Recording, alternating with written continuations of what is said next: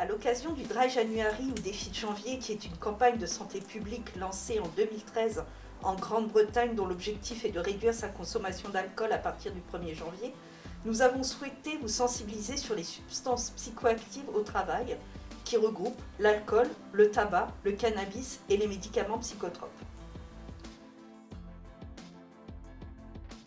Ce n'est pas parce qu'un employé franchit la porte de son entreprise qu'il laisse ses addictions chez lui.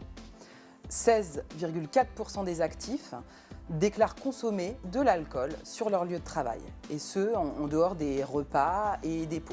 Médicaments psychotropes et cannabis sont les autres substances psychoactives les plus consommées au travail.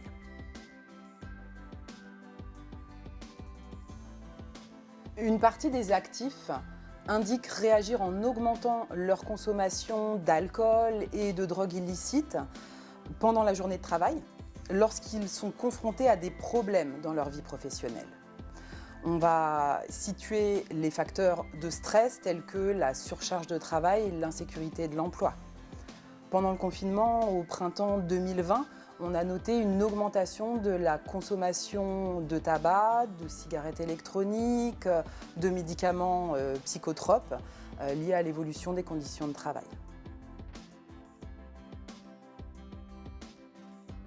Diminution de la productivité, de la compétitivité, de la sécurité au travail, avec une augmentation des accidents de travail, dont 15 à 20% sont liés à des pratiques addictives.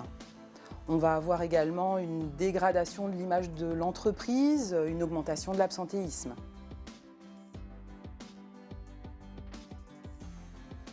Alors, il y a plus de 90% des dirigeants, encadrants, responsables RH et représentants du personnel qui sont persuadés que leur personnel consomme des substances psychoactives, au moins une substance, et ils sont préoccupés par cette question.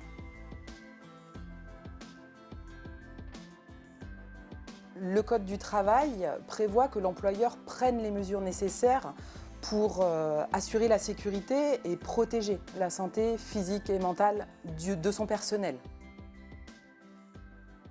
Concrètement, l'employeur va identifier les situations de travail qui amènent à ces consommations, amènent à des conduites addictives.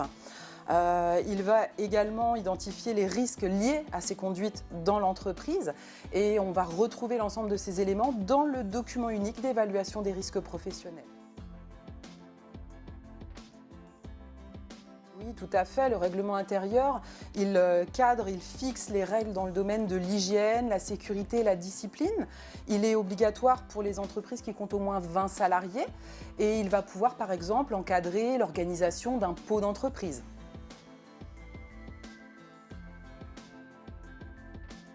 Idéalement, on va appliquer le protocole de prise en charge, savoir qui intervient, qui va être prévenu dans l'entreprise, en dehors, comment mettre en sécurité le salarié qui est confronté à ce trouble du comportement.